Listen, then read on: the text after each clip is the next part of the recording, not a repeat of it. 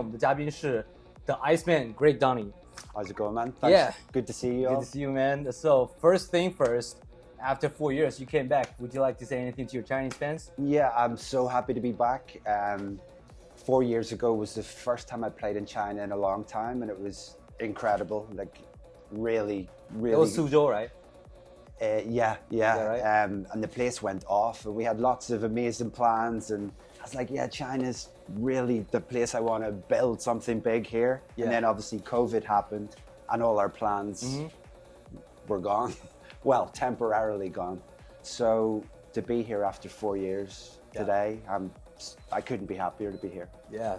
Like I love the Chinese people, the culture, the clubs are incredible.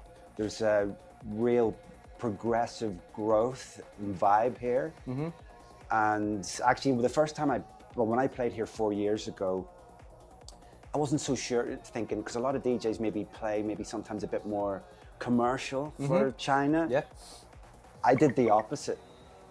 I was just myself, like sort of underground, cutting edge sort of trance, and it kicked off.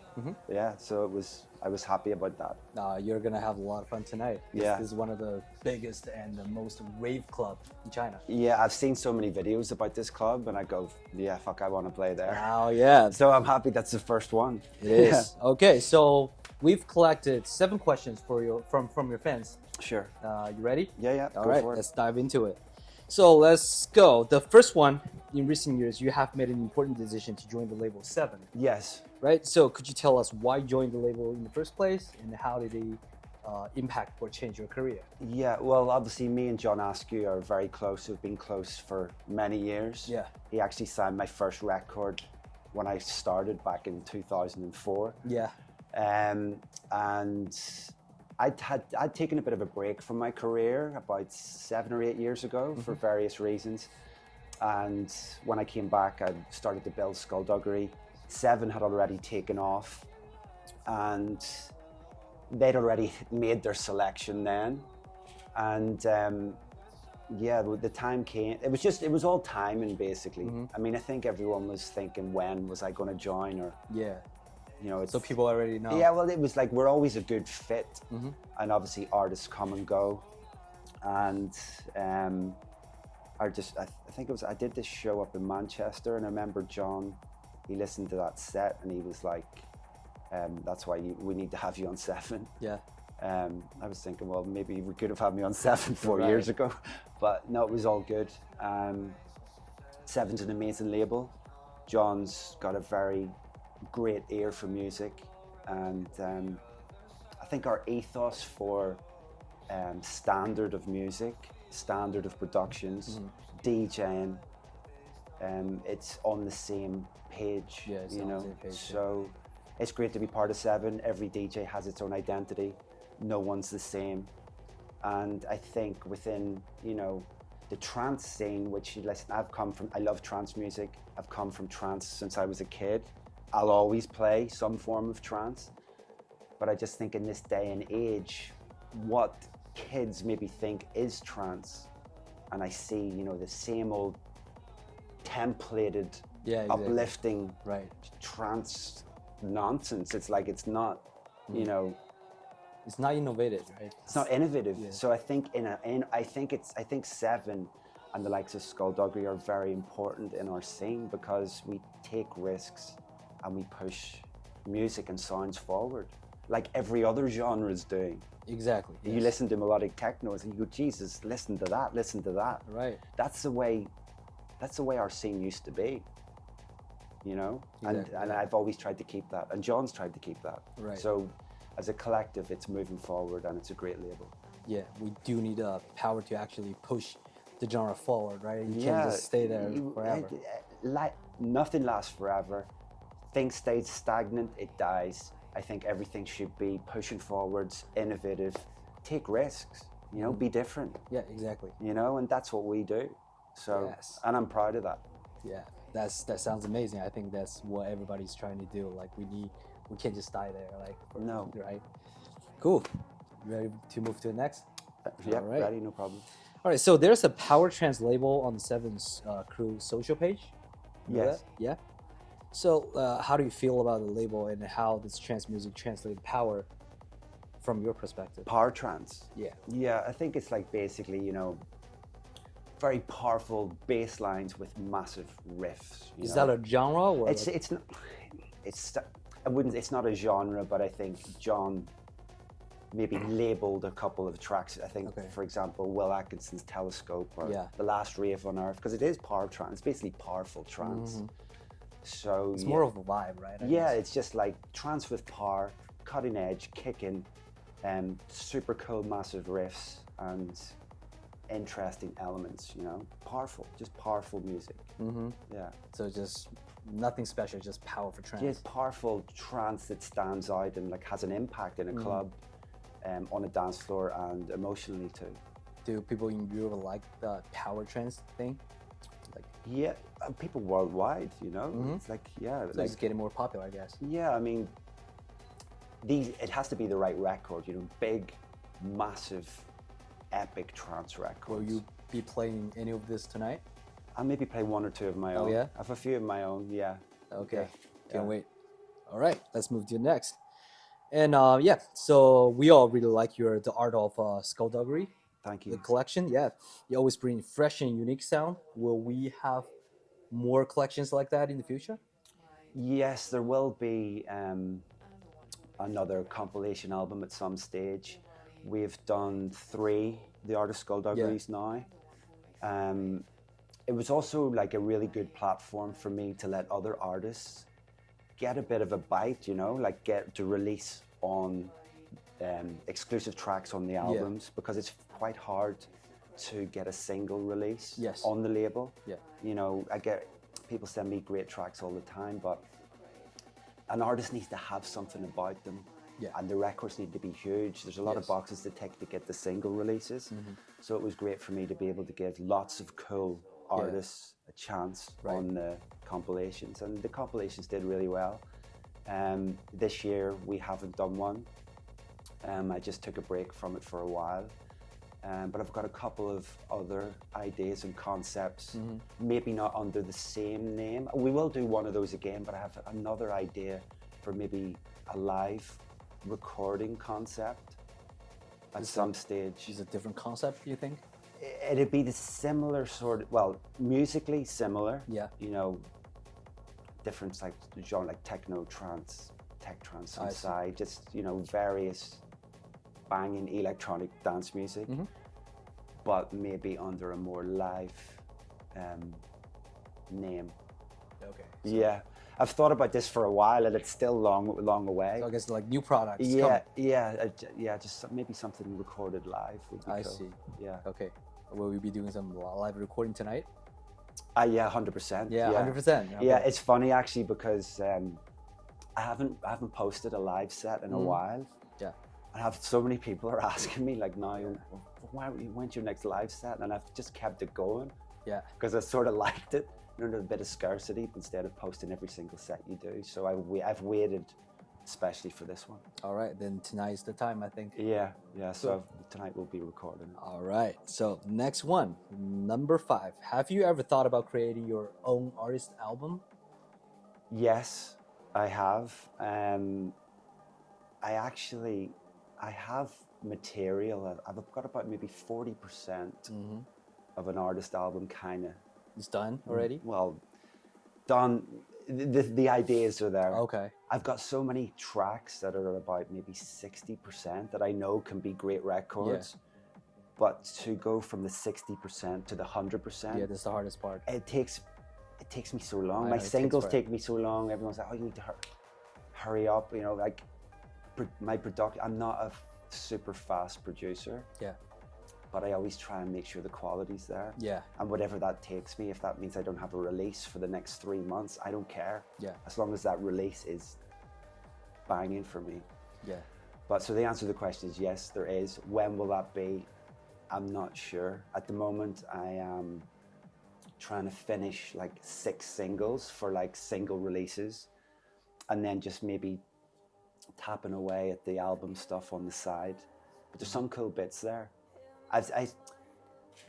Me and John spoke about this last October when we were in Australia, and we sort of made a plan But I've changed my mind on the whole plan.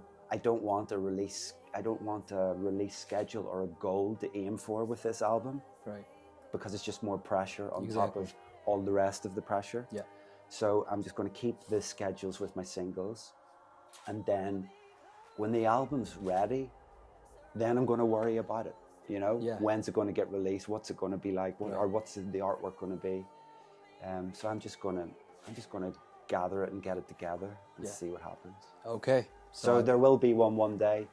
I don't know exactly when that will be. No pressure. It could be next year. Yeah. It could be the following year, but I don't think it'll be after that. All right. There will be one day, but Within no pressure. within the next 2 years. I'll just Okay. give myself a deadline. Within the next 2 years. Yeah. Okay. Yeah. So next question. So have you noticed, like, so the names we just talked about, you noticed the rising stars from the underground scene, such as Kiki, Trim, Shout Out the Wade. In recent years, their work often contains like trance elements. Do you think there's anything from their production that inspired you, or? I think it's amazing to see boundaries being broke, or boundaries coming down, you know, barriers between various genres. Like as an artist, I've never just been a trance artist. Yeah. You know, I've always played, I came from a trance and a techno background. I've always kept techno influences in my sets. Right. So I take influences from the techno guys for sure. And it's great to see the trance elements appearing more in techno. You know, it's crazy actually. And it's funny, that girl Kiki, I really like her as a DJ. She's like very energetic. It's almost like she plays, well, it's not like she plays like old records. A lot of the stuff is like from 2002. Oh yeah. Yeah. 20 years ago. Stuff. Yeah, like sort of old acidy sort of trance. And actually I was watching one of her videos recently because the gigs that she does are incredible. Yeah. You know, like all the time. Because she's quite trancey, but she's in this sort of more underground techno scene. Right. And I was just looking at these shows. I was like, I want to play at those shows as well as. And I thought, a goal for me would be able to branch over into that scene a bit more, alongside with the trance thing. Yeah, it's not like only techno in that scene, right? No, but it's like I watched it and I saw these shows. I go, God, if I could play on some of those, it would be kicking. Yeah. So it's good to see, and it's good to see genres coming together, and long may it continue. You know, my attitude is electronic music is electronic music, whatever that may be. And as a DJ, I play anything I like. Yeah. Whatever way I like, but it all makes sense to me. Exactly. And hopefully the club as well. Yeah. But as I said, on tour, like all around Asia and other places, I've been doing exactly that. Yeah. They don't know a lot of the music, and they've been going fucking crazy for it. Yeah. Yeah, it's been awesome for me because, as I said, I never really tailor my sound that much for anywhere. I just go with how I feel and try and keep it fresh, try and keep it exciting. And for example, like when I was a kid going clubbing, when I heard a DJ, I used to go and listen to Dave Clark. Yeah. He used to play at this place called Shine in Belfast. You didn't know any of the music. You're just like, but this is insane, you know? And as a clubber, I like to hear new music. Exactly, that's what DJs do, right? Yeah, not Beatport top 10. Exactly. You know, I think it's important to bring something fresh. Yeah, keep it exciting. Yes. Yeah. Okay, so we have one last question for you. Let's talk about melodic techno. Yeah. So, you know, the genre is getting more and more popular today. Yeah. And what do you think about the genre? And because you built like the track like For a Feeling and the Consciousness, right? You have your own version. Yeah. So what do you think about the genre? And when you remix those songs, how did you infuse power to those tracks? I think the melodic techno scene is awesome. Yeah. The reason being, there's so many cool artists. They're just making music that doesn't really, there's no real template to it. It's all fresh, cool sounds. You've got the melodic element there, and it's just really cool music. Yeah. And for me, I feel that the musical side of melodic techno is what's missing in trance. What is it? What's the word? The depth. The depth. Depth, the class, you know? Not just big riffs, you know? Right. It's like cool vocals, cool melodies, cool sounds, interesting arrangements. And it's almost, for me, how I felt trance was when I started, you know? Because I came from Sasha, John Digweed, early Paul Van Dyk, you know, that was the trance elements for me, and I feel like that now is in melodic techno. Right. So obviously when I hear certain records, like if you've heard reworks that I've done, I think that's awesome. Yeah. And that I could make that work in my sets, but keeping the credibility and the coolness of the original. Yeah.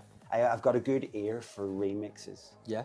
And if I ever do one, especially, well, if they're big ones, the most important thing for me is to put my stamp on it without taking away from theirs. Like I want to add to it. Yeah. You know?